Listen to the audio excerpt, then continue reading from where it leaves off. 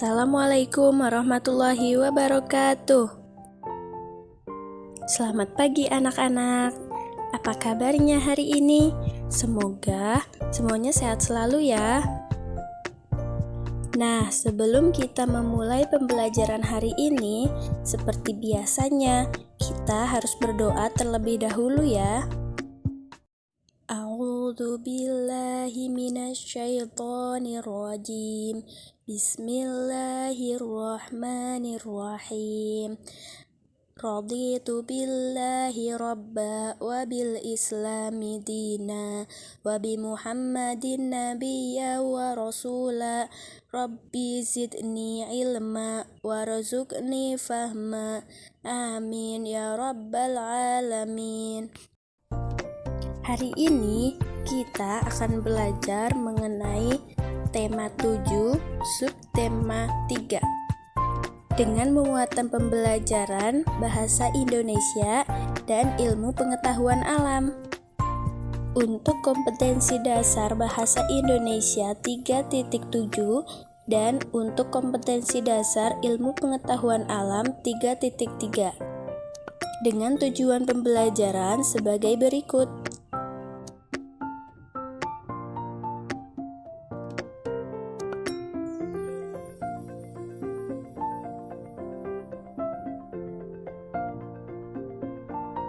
Nah, anak-anak, ada yang tahu istilah itu apa?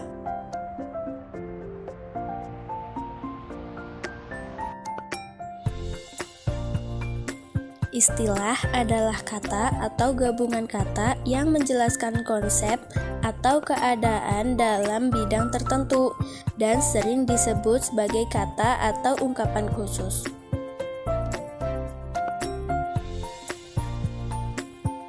Nah, setelah kita mencari istilah dan kata sulit yang terkandung dalam teks, kemudian kita akan menemukan sebuah informasi baru yang terdapat pada teks. Nah, anak-anak, salah satu cara membaca yang baik itu adalah dengan cara membaca di dalam hati atau tidak bersuara. Dengan membaca di dalam hati ini, kita akan lebih fokus dan mencermati isi yang terkandung dalam suatu teks tersebut.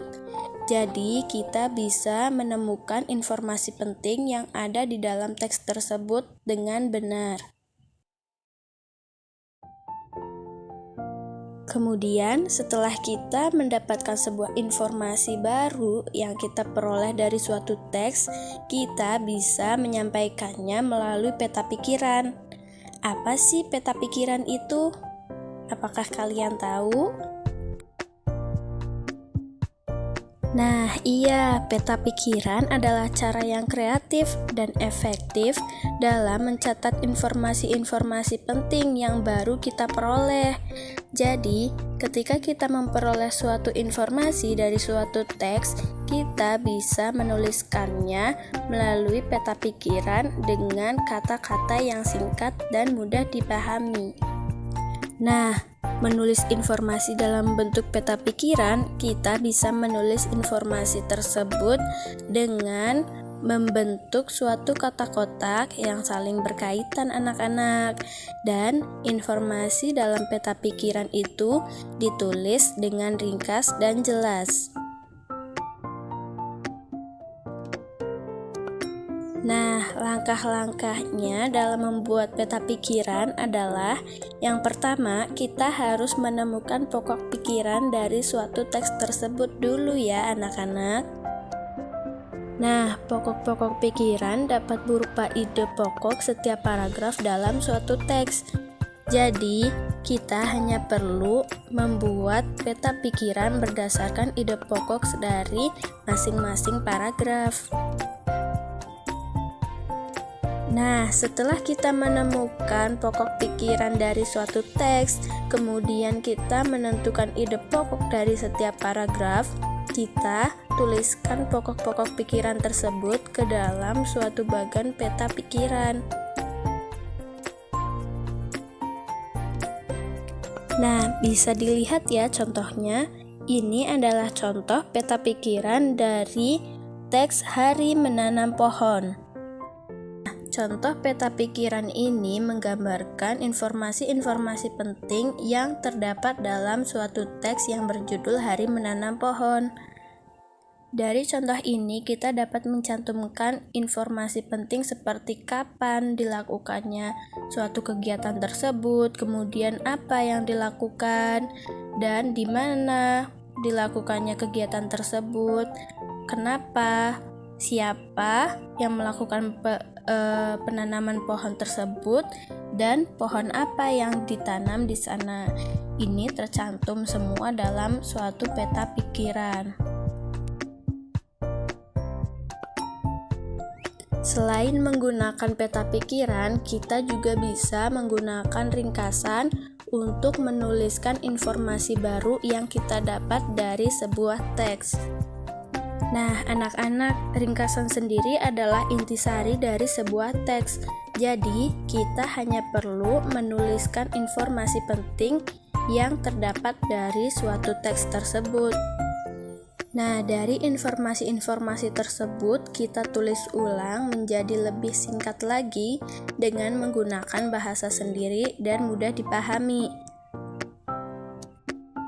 Contohnya adalah teks bacaan berikut. Budaya di Indonesia memang sangatlah beragam, termasuk kulinernya. Masing-masing daerah memiliki makanan khasnya sendiri.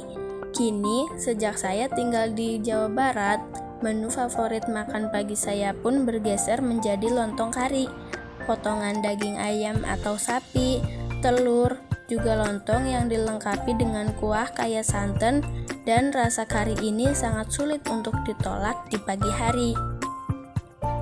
Nah, dari teks bacaan tersebut kita bisa ringkas lagi menjadi budaya di Indonesia memang sangatlah beragam. Budaya di Indonesia sangat beragam, termasuk kulinernya. Masing-masing daerah memiliki makanan khasnya sendiri.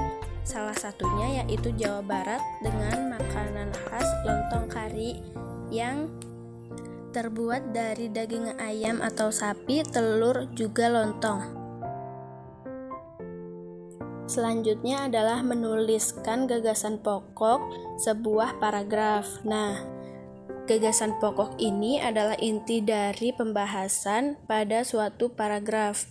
Jadi, sebuah paragraf itu hanya memiliki satu ide pokok ya anak-anak, dan satu ide pokok itu dibahas lebih rinci lagi dalam sebuah paragraf tersebut. Nah, biasanya gagasan pokok itu terletak pada kalimat utama, sedangkan kalimat utama itu biasanya terletak pada awal atau akhir sebuah paragraf.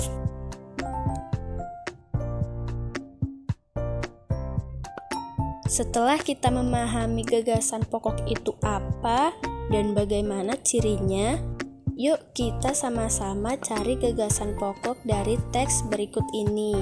Ayo kita baca bersama-sama ya. Negara Republik Indonesia memiliki keragaman adat, budaya, dan agama. Adat dan budaya setiap daerah unik dan berbeda dari daerah lain. Agama yang dianut penduduk pun beragam. Dengan perbedaan itu, kita harus menjaga kesatuan bangsa supaya tetap rukun. Salah satu sikap yang harus kita lakukan yaitu adanya toleransi dan saling menghormati dalam menjalankan ibadah. Nah, setelah membaca teks tersebut, kira-kira apa ya gagasan pokok dari teks tersebut? Nah, sebelum menemukan gagasan pokok, kita perlu menemukan kalimat utamanya dulu. Nah, kalimat pertamanya terletak pada kalimat awal, yaitu negara Republik Indonesia memiliki keragaman adat, budaya, dan agama. Kenapa ya ini disebut sebagai kalimat utama? Iya, karena kalimat ini kemudian dijabarkan lebih rinci pada kalimat-kalimat berikutnya. Jadi, kalimat utamanya terdapat pada kalimat utama, dan gagasan pokoknya adalah keragaman adat, budaya, dan agama di negara Republik Indonesia. Selanjutnya, kita masuk ke pembelajaran ilmu pengetahuan alam ya. Nah, hari ini kita akan mempelajari tentang gaya magnet, gaya gravitasi, dan gaya gesekan. Ayo anak-anak, apa kalian tahu istilah-istilah tersebut? Nah, yang pertama kita akan belajar tentang gaya magnet. Anak-anak pernah lihat nggak magnet itu seperti apa? Mungkin kebanyakan sudah banyak ya yang lihat. Bentuknya seperti logam atau batu yang bisa menarik paku atau benda-benda seperti besi, peniti, dan lain-lain yang ada di sekelilingnya. Nah, itulah yang disebut dengan magnet. Sedangkan gaya magnet adalah gaya tarik atau gaya tolak yang ditimbulkan oleh sebuah magnet terhadap suatu benda. Benda yang dapat ditarik kuat oleh magnet disebut benda ferromagnetik. Kemudian, benda yang dapat ditarik dengan lemah atau tidak bisa ditarik oleh magnet disebut dengan benda paramagnetik. Contohnya bisa dilihat seperti di bawah ini ya. Ini ada contoh magnet yang digantung, kemudian bawahnya diberi benda-benda seperti kristal, gunting, kunci, pensil, dan lain-lain. Kemudian saat digerakkan magnet ini hanya menarik gunting dan kunci. Ini karena gunting dan kunci adalah benda ferromagnetik, yaitu benda yang dapat ditarik kuat oleh suatu magnet. Sifat-sifat magnet. Yang pertama, magnet memiliki gaya tarik. Seperti contoh sebelumnya, magnet bisa menarik suatu benda yang termasuk benda ferromagnetik atau benda yang dapat ditarik kuat seperti baja, besi, nikel, dan lain-lain. Yang kedua, gaya tarik magnet dapat menembus benda-benda tertentu. Contohnya, ketika magnet diletakkan di bawah kertas, kemudian di atas kertas tersebut diberi paku-paku, kemudian paku-paku ini akan bergeser mendekati ke arah magnet. Ini yang disebut gaya tarik magnet dapat menembus benda-benda tertentu. Sifat yang ketiga yaitu magnet memiliki dua kutub. Nah, bisa dilihat pada contohnya, magnet memiliki kutub utara yang ditandai sebagai warna biru dan kutub selatan yang ditandai dengan warna merah. Jenis magnet berdasarkan asalnya dibedakan menjadi dua. Yang pertama, magnet alam, yaitu magnet yang sudah tersedia di alam. Contohnya seperti batuan yang dapat menarik besi. Kemudian magnet buatan, yaitu magnet yang sengaja dibuat oleh manusia. Contohnya magnet jarum, magnet batang, magnet silinder, magnet tabung, magnet huruf U, dan magnet ladam. Nah, ini adalah contoh bentuk-bentuk dari magnet buatan. Nah, magnet-magnet ini dibuat dengan dua warna, yaitu biru dan merah. Ini menunjukkan bahwa biru adalah kutub utara dan merah adalah kutub selatan. Nah, apabila kutub magnet yang sejenis didekatkan satu sama lain, maka kedua kutub akan saling tolak-menolak. Sebaliknya, kutub yang berlainan akan saling tarik-menarik. Jadi, ketika mendekatkan kedua magnet dengan kutub yang sama berhadapan, maka magnet ini akan saling menjauh. Kemudian, ketika kutub yang saling berhadapan itu berbeda, seperti contoh yang di bawah ini, maka magnet akan saling tarik-menarik atau magnet itu akan menempel. Selanjutnya adalah gaya gravitasi. Nah, anak-anak pasti pernah berpikir, kenapa ya buah itu jatuhnya ke tanah tidak melayang? Nah, ini disebabkan karena adanya gaya gravitasi bumi. Gaya gravitasi adalah gaya yang menarik benda selalu menuju ke bawah. Dan peristiwa buah jatuh dari pohon, kemudian menuju ke bawah dan menyentuh tanah adalah salah satu contoh dari gaya gravitasi bumi. Contoh lain dari gaya gravitasi bumi adalah ketika Andi melempar bola atau menendang bola ke atas, maka bola itu akan jatuh kembali ke bumi. Dan contoh lainnya adalah ketika kita melempar koin ke atas, maka koin itu akan jatuh lagi ke bumi. Jadi sesuatu yang melayang atau dilempar atau suatu benda yang di atas itu akan jatuh ke permukaan tanah. Itu disebabkan oleh adanya gaya gravitasi bumi. Dan yang ketiga adalah gaya gesek dan kegunaannya dalam sehari-hari. Gaya gesek adalah gaya yang terjadi jika dua permukaan benda saling bergesekan. Contohnya, ketika kita menarik box dengan tali, maka akan menimbulkan gaya gesek antara permukaan box dengan permukaan lantai. Nah, besar kecilnya gaya gesek dipengaruhi oleh permukaan kedua benda yang saling bergesekan. Semakin halus permukaan suatu benda, maka akan semakin kecil pula gaya geseknya. Kemudian semakin kasar permukaan suatu benda, maka gaya gesek yang dihasilkan akan semakin besar.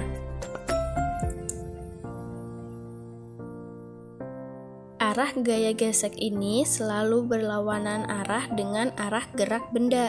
Misal kita sedang bersepatu roda menuju ke arah kanan, maka gaya gesek yang dihasilkan akan menuju ke arah kiri. Gaya gesek ada yang menguntungkan dan ada yang merugikan. Contoh gaya gesek yang menguntungkan adalah yang pertama adalah pada sepatu. Alas sepatu ini dibuat dari bahan karet untuk memperbesar gaya gesek. Tujuannya agar tidak mudah terpeleset saat berjalan.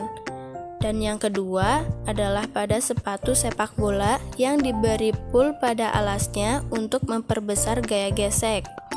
Dan yang ketiga, gaya gesek juga dimanfaatkan untuk rem sepeda untuk memperlambat laju sepeda tersebut. Dan yang keempat adalah pada ban kendaraan dibuat dari karet dengan motif beralur untuk memperbesar gaya gesek.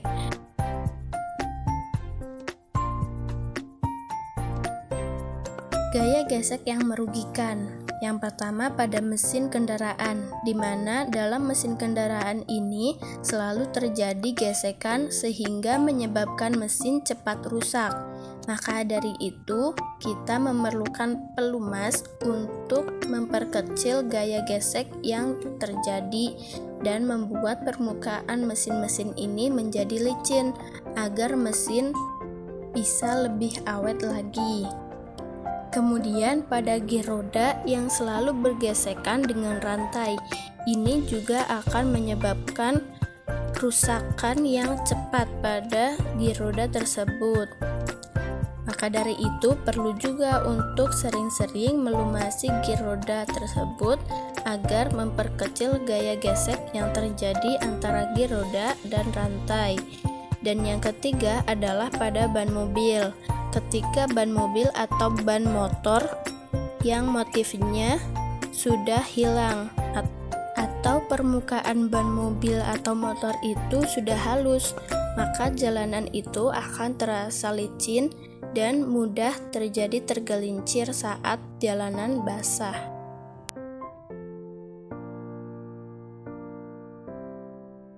Nah, anak-anak, kita hari ini telah belajar mengenai banyak sekali tentang hal-hal baru. seperti menemukan informasi dalam suatu teks, kemudian membuat peta pikiran, membuat ringkasan, menemukan gagasan atau ide pokok suatu paragraf. Kita juga telah belajar mengenai gaya magnet, gaya gravitasi, dan gaya gesek.